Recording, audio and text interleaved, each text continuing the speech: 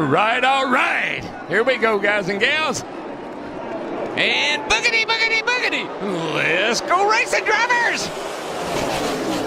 Welcome back to episode number 4 of the Loose Wheel Show. Andrew Hazlett, Ethan Ignatowski alongside, and for the first time in a long time, going back to last summer. We're not live. No, pre-recorded. Actually, no, in November when... No, that was live. That was live, you're right. YouTube. That was live on YouTube, not on the radio. Okay, so this is the first time since summer that we aren't live in any capacity. Second episode of the week, though. Now we're going back to our kind of traditional episodes because, of course, we had our driver draft, which if you haven't checked out, you really should. Very different from our usual episode. We don't go over any news, anything like that. It was a lot of fun. It's exactly what it sounds like. We drafted drivers, specifically Formula One drivers for the most part. The haters are saying I won. Yeah, the haters is me. I'm saying Andrew won. And Morgan, too. Andrew had the best draft. We're not going to tell you who he picked, though. You can check that out on the Instagram or just listen to the episode. On YouTube now, and hopefully... By the time this is out on Spotify, that will also be out on Spotify. So, go check that out if you haven't. But now, the fun is over. It's time to get serious. Yeah. Like my serious pose, Andrew? You're saluting to no one. Anyway, into the news. And now for the news. Shall we start with Formula One? And we are starting off with Formula One. It is 2 minutes or so into this episode, Ethan. Yeah. And we're already getting the Chicken Award. Why are we going so early? Drivers at risk of sanctions for swearing and or FIA criticism. Just the boneheaded move of the year from the FIA, and it's already 29 days in. It's only January 29. I mean, honestly, we should have seen this coming once drivers were starting to get fined for swearing in press conferences and such. But now drivers could face a race ban if they swear repeatedly or criticize the FIA, which sounds like a type of law that would exist under an authoritarian dictatorship. Like if Andrew or I were drivers under an FIA categorized series, or I guess just F1. I assume this goes to the Formula families of series as well. And WEC as well. So yeah. If we were running the loose wheel racing team and we even criticized this ruling, that could mean consequences. That's just insane to me. That's authoritarian nonsense. The FIA president Mohammed Ben Solomon is a complete and utter joke of an FIA president. Not only could you or I do better? Yeah, no shot. Or there's no shot we couldn't do better. I guess is how I should phrase that. No shot we could do worse, right? It's wild to me that there's a swearing ban in the first place. I sort of understand in press conferences. I sort of understand that, but they're in the car especially. They're high performance athletes. They sweat, but also they're high performance athletes. They have adrenaline running through their veins. They're going to swear when something happens. I don't understand. It's the FIA and F1 that are pushing this content out of drivers' radios. I don't know. So here's how the breakdown works, though. A first offense carries a €33,800 fine. The second offense is a €67,600 fine. And then and suspended for 1 month. And then a third offense is a €101,000 fine and a 1 month ban. That's insane to me. It's just insane to me. Imagine getting a race ban because you swore. That's stupid. That doesn't compute. There's a graphic that I've They're seen adults. on the internet that I've seen many times that just says woke utter nonsense. Yeah. This summarizes this. Utter woke nonsense. Yeah. Anyway, like it's just a joke. Stupid. And when you're driving down the highway, Ethan, and a car cuts you off, have you ever swore when said car does something stupid? Yeah. Sorry, Mom. It's just how it is. Everyone does it. I've done it. I'm not perfect. I'm not claiming to be perfect, but everyone does it in their car. Now imagine taking that up to 10.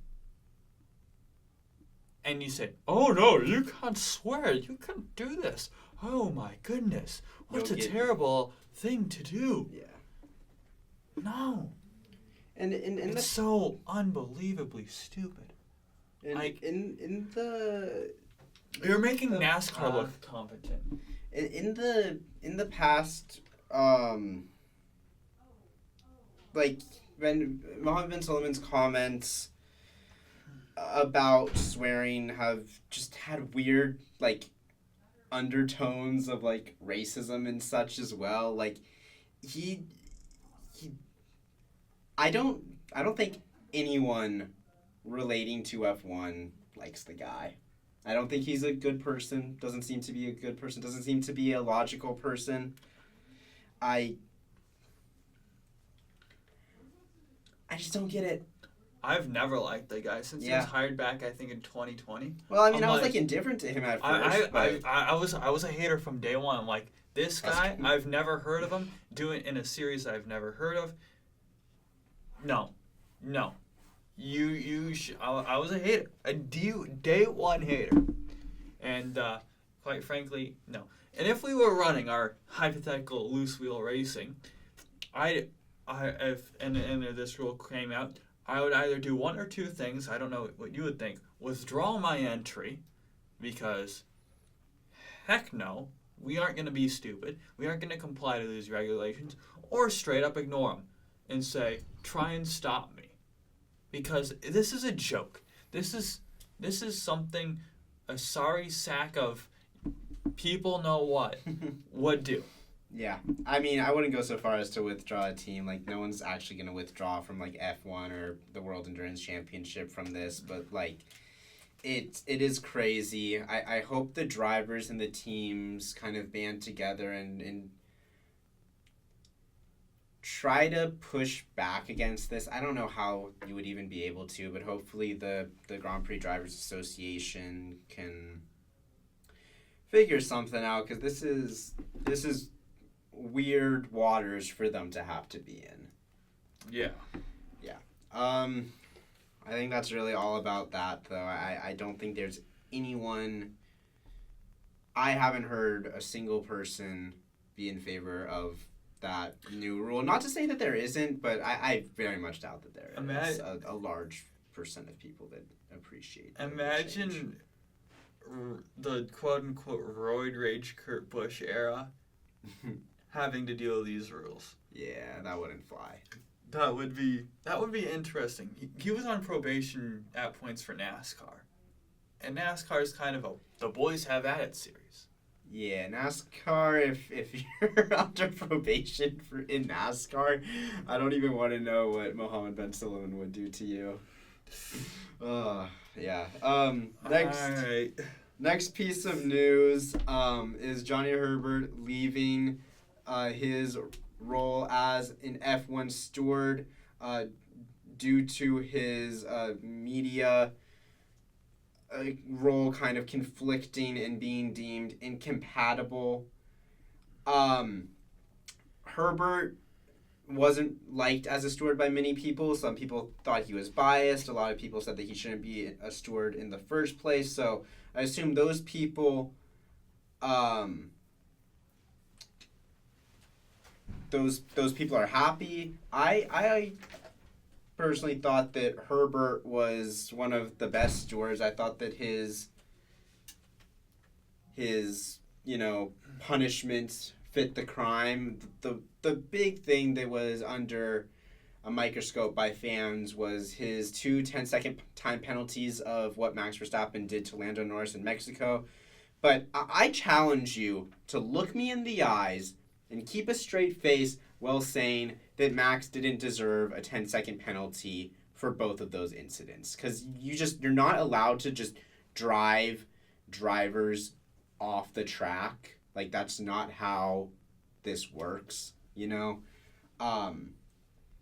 So I personally liked Johnny Herbert, but the FIA and Mr. Herbert are splitting up. I suppose it was the FIA that kind of, I guess, made this decision.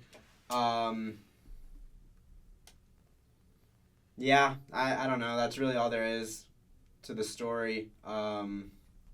He's going to be continuing his role as a media pundit for, I believe he works for Sky.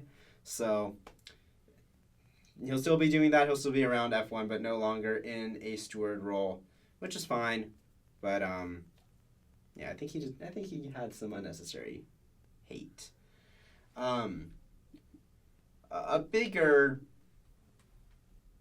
news story on the surface, at least. The CEO of Honda, I believe it was the CEO of Honda, president of Honda, Koji Watanabe, president of Honda Racing Corporation, admitted to the media that the company is struggling with the development of the 2026 power unit. That's from Planet F1.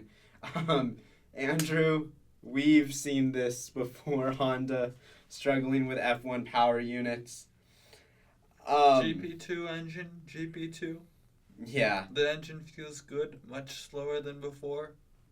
Yeah, and Honda is going to be supplying Aston Martin, which is the team that Fernando Alonso drives for, and we all know the history between Fernando Alonso and Honda.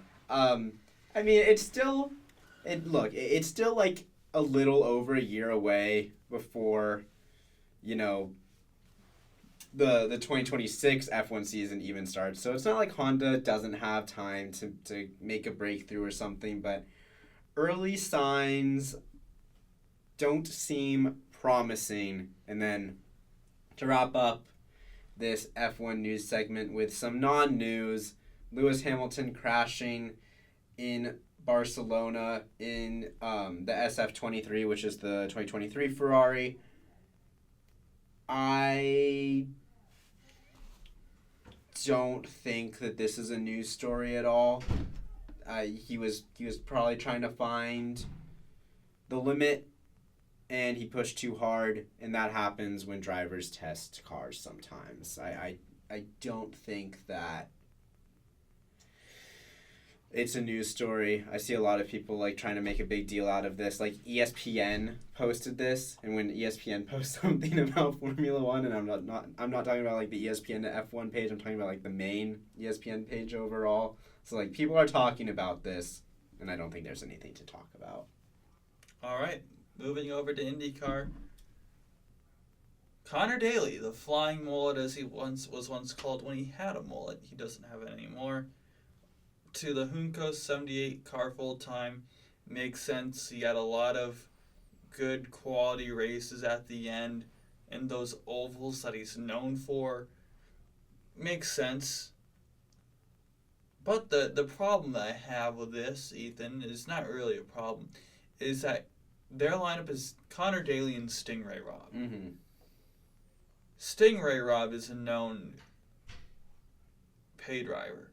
Yeah. Connor Daly's also a pay driver with a little bit better results. So that's not really a good, promising lineup. No. Not the highest potential, we'll say.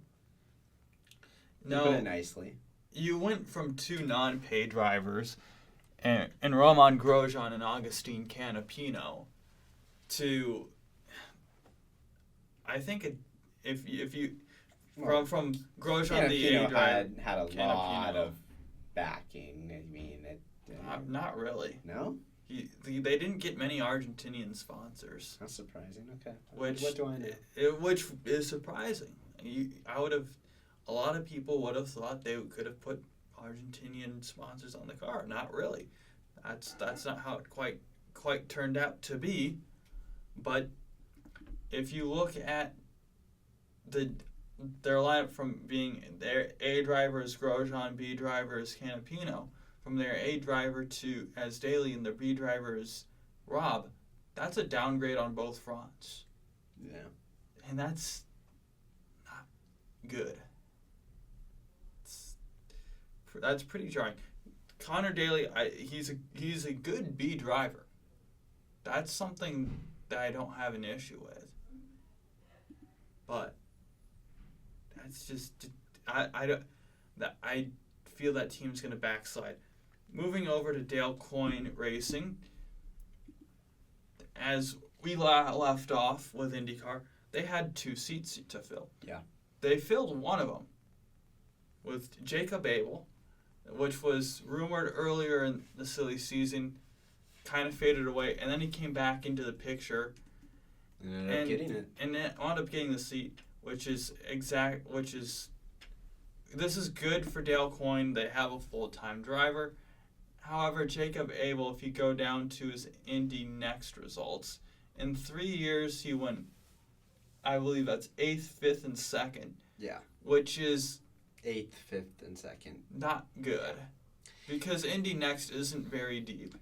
And 3 years isn't too long. Indy Next is a significant step off of Formula 2. And I mean significant.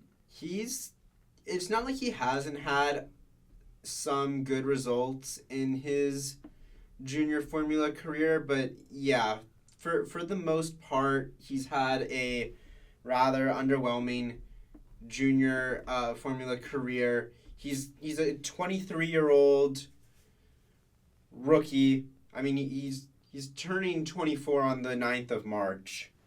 So he's an older rookie for sure. In Indy Next, he was racing for, I believe it's his dad's team. Able Motorsports. So take that as you will.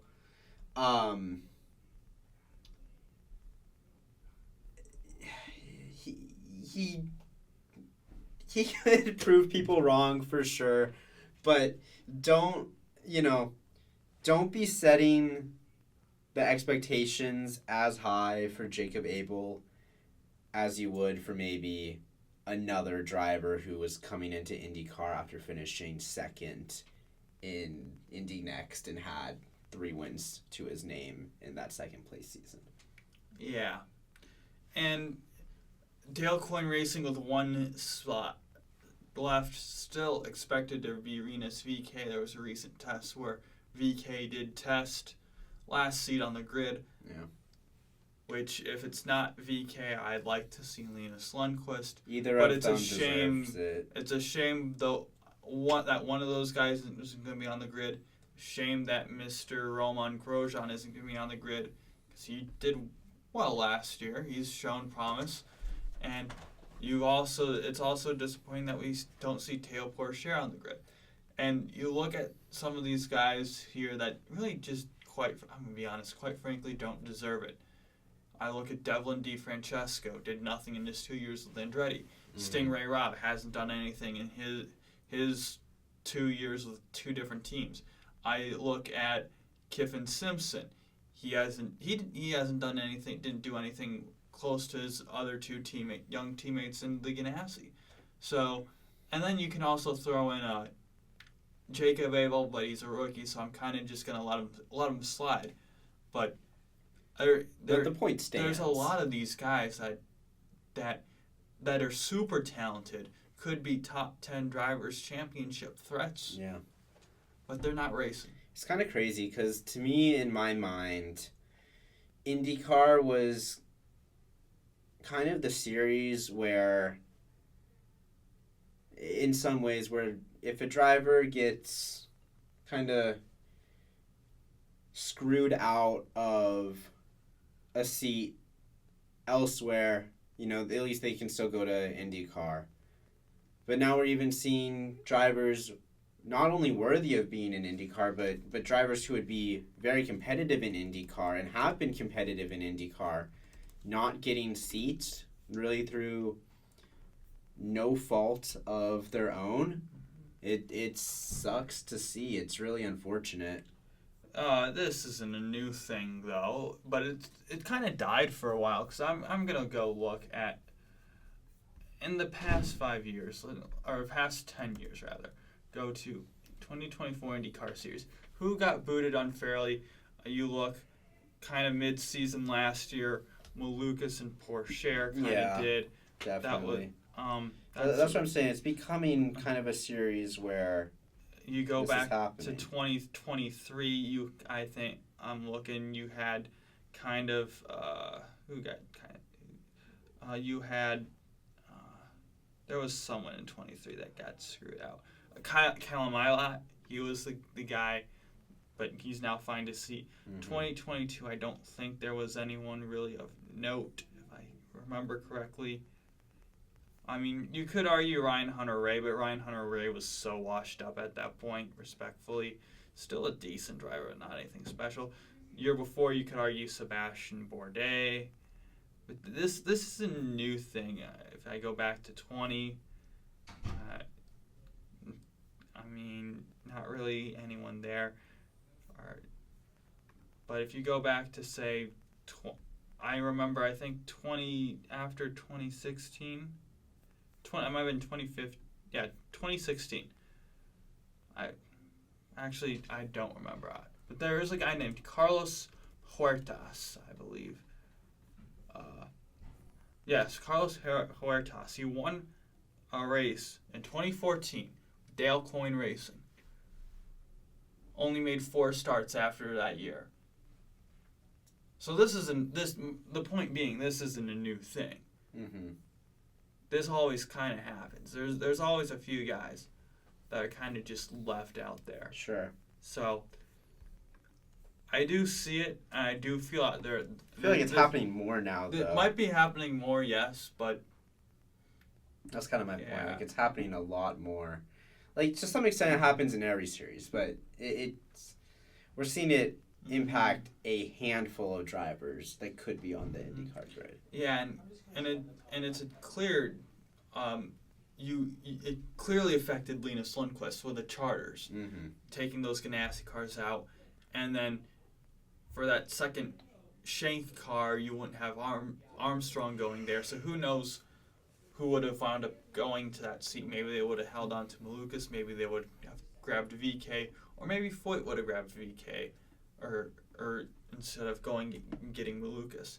You never know. It's very it opens a can of worms that you just never know. Curious. We'll see. Yeah. And a couple final IndyCar things. Will Buxton to lead Fox IndyCar broadcasts along with James Hinchcliffe, Townsend Bell. I think everyone likes that duo of analysis guys. Hinchcliffe, very knowledgeable, and Bell also very knowledgeable. I think back to their Bell with his granola bar thing describing how the Indy road course started that week, all dry, and then it got rubbered in, and then it got wet, so it was all slippery like the backside of his granola bar when he put water on it. So I think that's the best analysis duo in all of motorsports, and I will go as far as to say they're the best analysis in any sport. I can't think of a better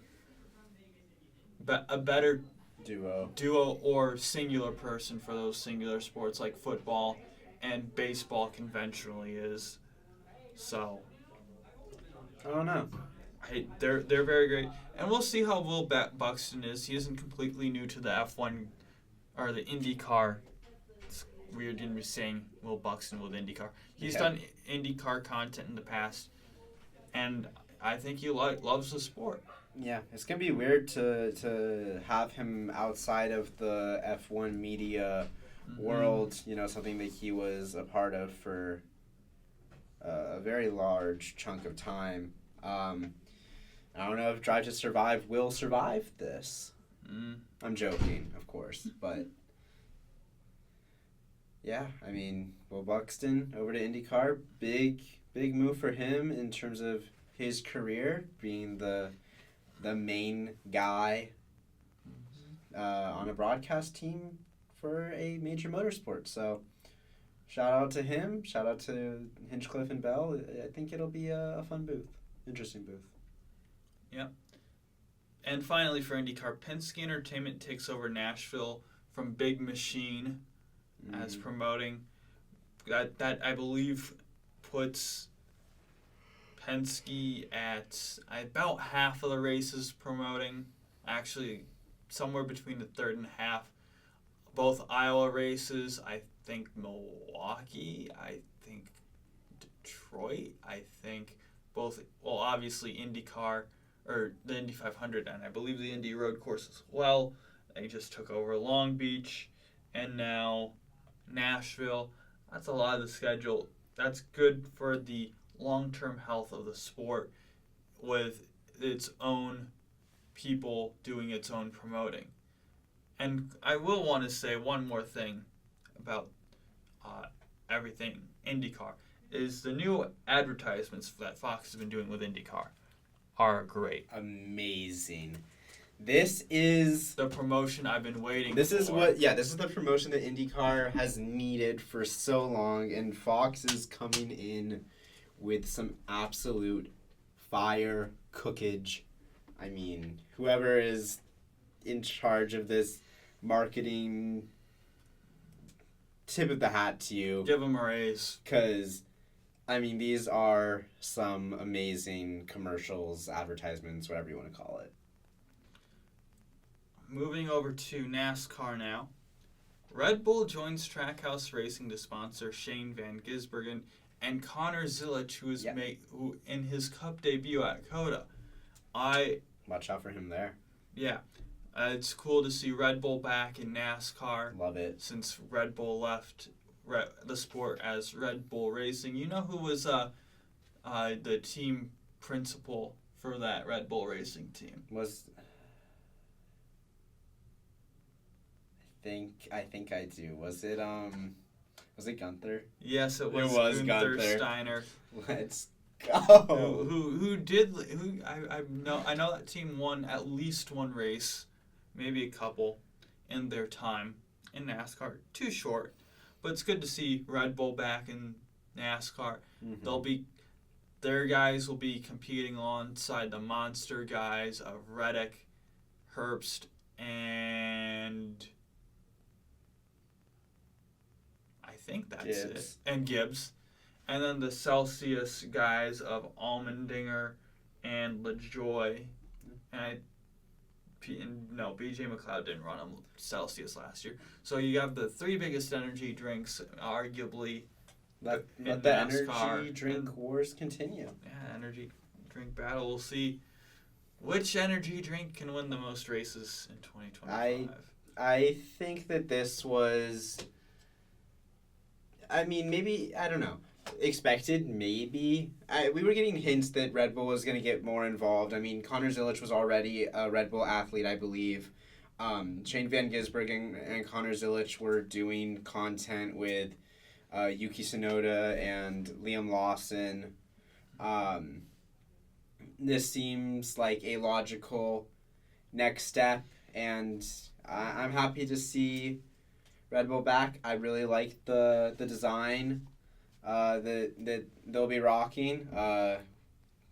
We'll be, of course, rating them as we rate every other paint scheme and livery and everything else across all the series we cover. And I don't know if it'll make it to the end of the year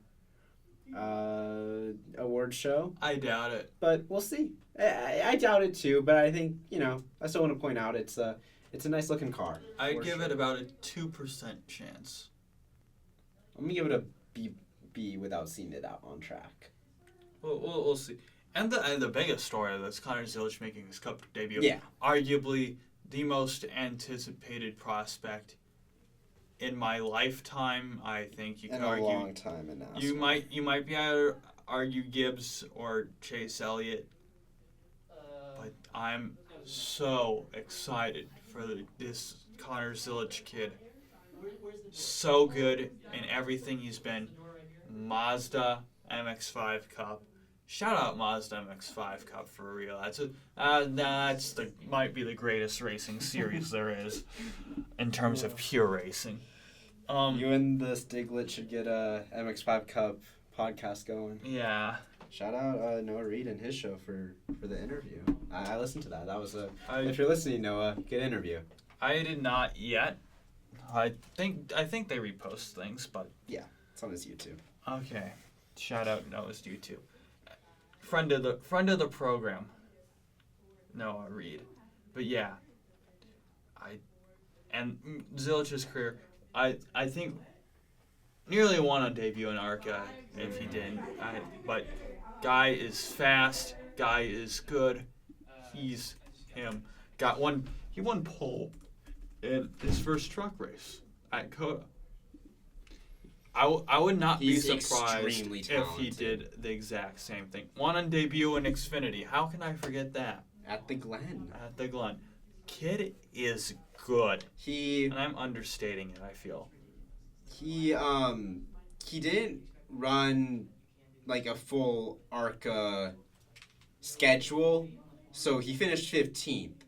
But he won or finished second in every single race except Bristol, where he finished 26th, and I have to assume that something happened. He probably got ARCA'd. He got ARCA'd that race. I don't remember who, but it was some lap car. In the ARCA Menards East Series, he finished second, probably because he got ARCA'd. That's the same race. Yeah. That he got ARCA'd in. Okay, ARCA's. Why does that count? Why do some of these count for the overall series? Because they're combination races. Okay, so he finished second in the ARCA Menards East Series, 15th in the overall ARCA Series. He won in Phoenix for the ARCA Menards West Series. I mean, he's done IMSA and he's done very well. Trackhouse didn't do great at Daytona, but last year he was part of the Era Motorsport team that won LMP2. The quote-unquote Florida 36 hours, your opening rounds, Rolex 24, Sebring 12 hour. Yeah, so, and like you said, he's won a handful of MX-5 Cup races. He's only 18 years old. Crazy talented. First American ever to win the FIA Karting Academy Trophy as well. Yeah, I think that he's gonna make you learn his name if you don't know it already. Yeah, and a really class act off the racetrack, and what I've seen when I've interviewed him. You weren't there. I don't know what you were doing for that press conference for ARCA. I don't remember either, to be honest. I wasn't there though. I was there. Yeah. But anyway, I want to see Zilic run like IndyCar or something one day. I would love that. That would, because I wish he went the European. I wish he had like the funding or the backing to go the European route. Because Ethan, and if you pay attention to the show, I love crossover. Mm-hmm. And I would just simply love that because I am very high on this kid, if you can tell. I think he's gonna be the next. I think he could be a multi-time Cup champion one day. I don't even think that's a hot take, which is crazy to say about someone that hasn't been in a Cup Series race yet. Mm-hmm. But, I mean, just look at what he's done in the very limited career that he's had so far. He's already blown the competition out of the water. Moving on, Jimmy the Juggernaut Johnson, as I like to call him, takes majority ownership role of Legacy Motor Club, team partners with Knighthead Capital. Jimmy and Knighthead bought out Maury Gallagher's stake in what was the former GMS part of it, when it was known as Petty GMS.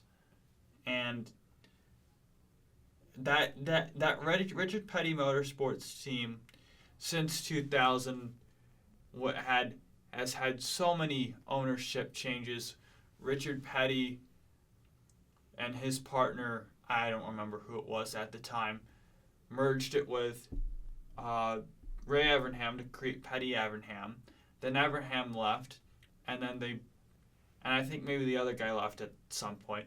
So they brought in some guy who had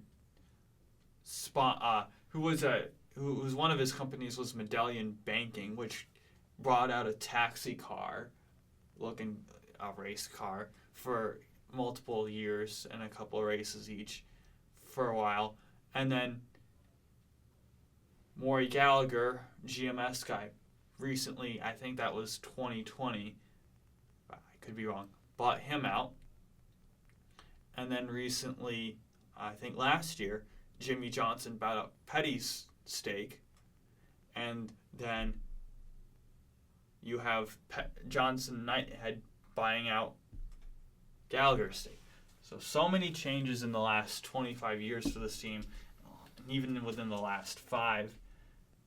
When you're shifting around that much, it's hard to go forward, but we'll see if this team can go forward now. Where do you think they're going to go from here?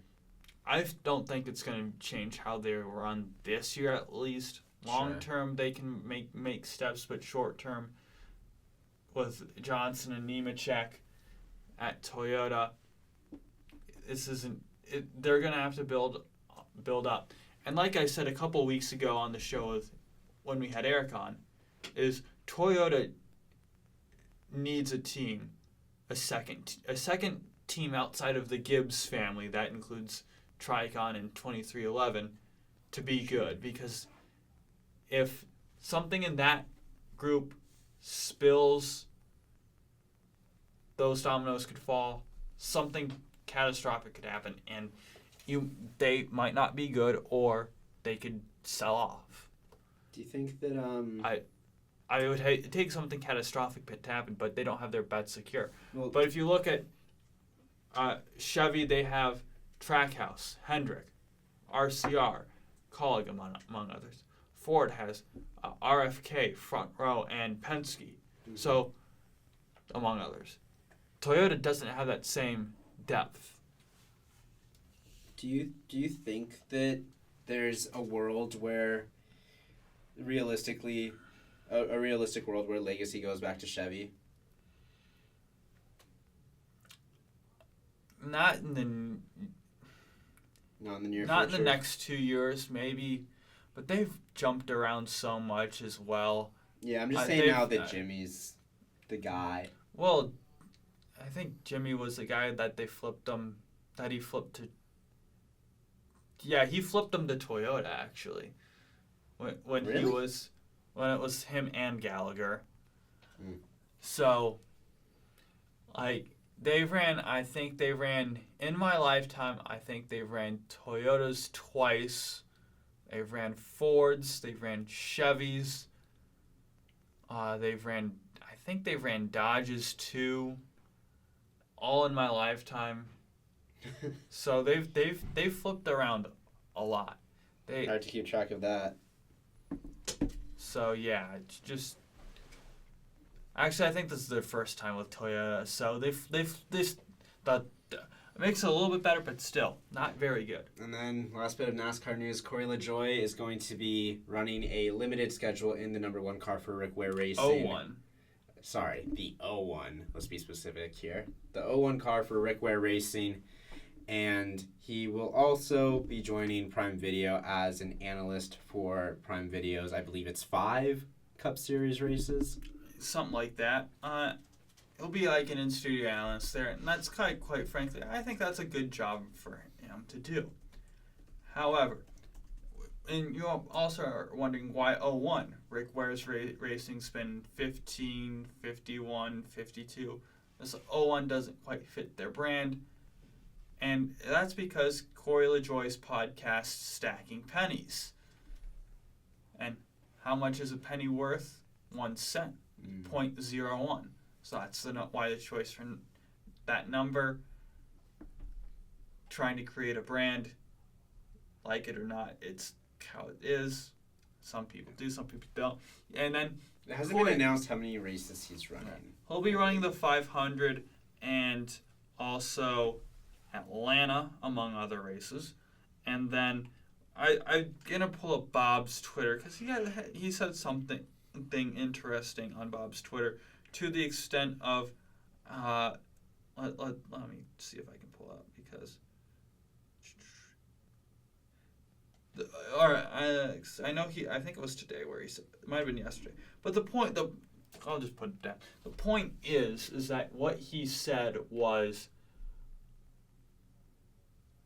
I race on Sundays so I can get the most exposure to sponsors. Being at the back on Sundays is more important than winning a Friday or a Saturday race, which makes sense. But then you look at his career. He hasn't won any of those Friday or Saturday races. He barely participated in those. And you look at his dad's career. His dad was a top 75 NASCAR driver. His dad didn't do much in the Cup Series. You know where he ran? He ran in the Busch Series, which is now the Xfinity races. He won 2 championships there in the beginning of that. And then for Corey to say, Saturdays don't matter. That might be the right thing coming from the wrong message. You're not that guy, pal. Respectfully, you're not that guy. And there's a saying, Ethan. Mm-hmm. You either die a hero or live long enough to become the villain. Yeah. That's what Corey LaJoie has done. A few years ago, people said, oh, this guy's a likable underdog. I like rooting for him. The stacking pennies mantra, trying to get the small wins when you can. Now, NASCAR fans have flipped on him. I feel like this is a little harsh, maybe. I was always kind of been indifferent about him, but yeah, Corey LaJoie is probably by fans a top 10 easily most hated driver on the grid, which is surprising. I wonder how fans are gonna appreciate his analysis then. I've been on NASCAR Twitter. They've gone to town on it. Yeah, putting it simply. And now for next week's race previews. Yeah. So we do have one final thing to talk about because racing the Daytona 24 Hours happened. Racing has been back, but the racing that we talk about is back. The Yahoo! Clash is back. Andrew, where are they racing? What's happening? Tell me everything I need to know. They are racing at Bowman Gray Stadium, which, no, that is not named after NASCAR legends Alex Bowman and Gray Gaulding, as you might have thought of. That's not true. Whoever says that, untrue. Let's see. The most recent race, if I can find, no, I cannot find it. They don't have it like that. I go to? Give me a minute here, because I'm pulling up Racing Reference. Bowman Gray Stadium. Winston-Salem, North Carolina has hosted 29 races in its tenure, most recent being 1971. Can you name the winner, Ethan? Of the 1971 race? At Bowman Gray Stadium, NASCAR champion. I don't know, Richard Petty? He won the 2 years before, Bobby Allison. Bobby In a Allison. 1970 Mustang. Yeah. The track has also hosted 5 convertible series and a Grand National East race but more recently has raced they have raced Canaan East, which has now become ARCA East there, where there had been 5 winners there in 5 races. Matt DiBenedetto, Corey LaJoie, Ben Kennedy, who's now a NASCAR executive, Ben Rhodes, and Scott Hacker. Other known drivers, Chase Elliott, Suarez, Bubba Wallace, they all have raced there in that time as well in the East Series. So yeah, that's interesting. And then there's been a lot of Southern Modified Tour races when that was still a thing, racing there from 05 to 16, where Ryan Preece won a race. So that's kind of interesting preview. See who. So I will go with my 5 here. My 5 will be Joey Logano, Denny Hamlin, William Byron, Kyle Larson, and we'll throw in a Christopher Bell as my 5. All kind of short track guys. It'll be interesting to see who figures out Bowman Gray first. Mm-hmm. Now, how's this format going to work, Ethan, you might wonder? I am wondering, actually. Yes, I am. Because it's an exhibition race, NASCAR can say, oh, we're going to do whatever we want for the form. That's about what they did. So we're going to have 4 heat races. They're going to be 25 laps each with only green flag laps counted. No overtime. The top 5 finishers from each race will advance to the Clash. So that will put us at 20 drivers to start. Everyone else gets sent to the last chance qualifier, where in those 75 laps with only green flags counted, the top 2 cars will advance. So that puts us at 22 drivers. There will be one more spot, and that will be reserved for the driver who finished highest in 2024 driver point standings. We won't already advance, so there's going to be 23 drivers. And the format itself will be 200 laps, and there will be only green flag laps, and the race must finish under green lap conditions. There will be a time break at the halfway point of the race, lap 100. So they'll make adjustments. So if you want, since that will be your pit stop time. And finally, you have a couple one-off entries for the race. The 66, you have Garrett Smithley for Garage 66, formerly known as MBM Motorsports and Power Source. In the 50 Team Amerivet, they're going to have local guy Burt Myers, who won 3 of those Southern Modified Tour races. Okay, that's interesting. And 15 Rick Ware Racing doing something similar as well. They're going to go with Tim Brown, local guy. So a lot to look forward in the track known as the Madhouse. I don't know about you, Ethan. This is a race that I am excited for. I'm happy that I'm excited that NASCAR is back. I'm not more or less excited because it's at Bowman Gray, not gonna lie. I feel like for a lot of fans it is. I'm just not one of those fans. Mm-hmm. That's fair. So, it's time. We've been waiting for this for a few months, and it's for Pick Points. And now for next week's race picks. Woo! Ethan, you're the defending champion. Two-time. Hopefully that changes this year if you're me or the guests.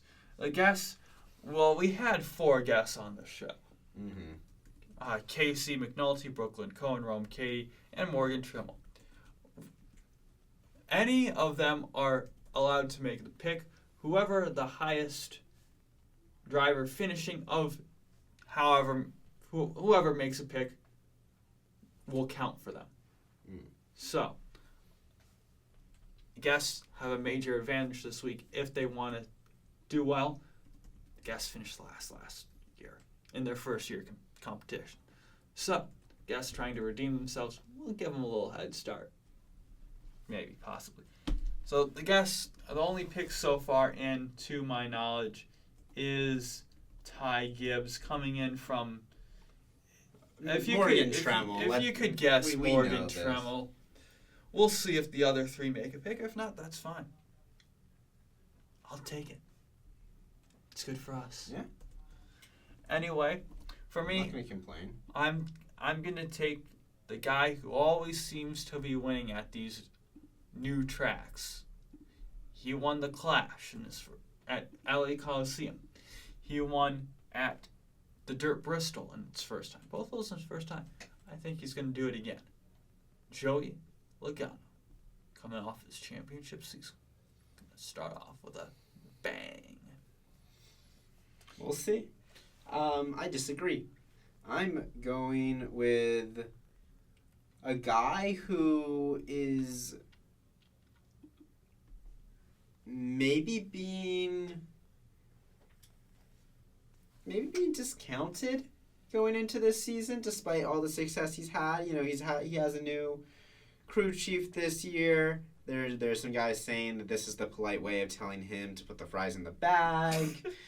I disagree. I think that Denny Hamlin, a guy who has had success on tracks like this in the past, will come out on top of the Clash and start the season off by proving the haters wrong. And I'm probably extremely wrong, but I'll end up winning the championship anyway. If Denny wins, will he say, I beat your favorite driver again? Sure. For zero points, I'll say yes. All right. There you have it, folks. Almost an hour episode. That's quite frankly surprising. I would have taken the under. I would have been taken wrong. the under of 35 minutes even. Mm-hmm. But what do we know? Thank you all for listening for this somewhat special episode. And we'll be back live next week for talking about the Clash and who knows what else. Yep. Goodbye, everyone. Goodbye. To me, it looked like he actually lost the wheel. The wheel for Ross Chastain is still and perfect. Wheel on the track. Could you leave the wheel loose? You picked the fine time to leave me loose, wheel.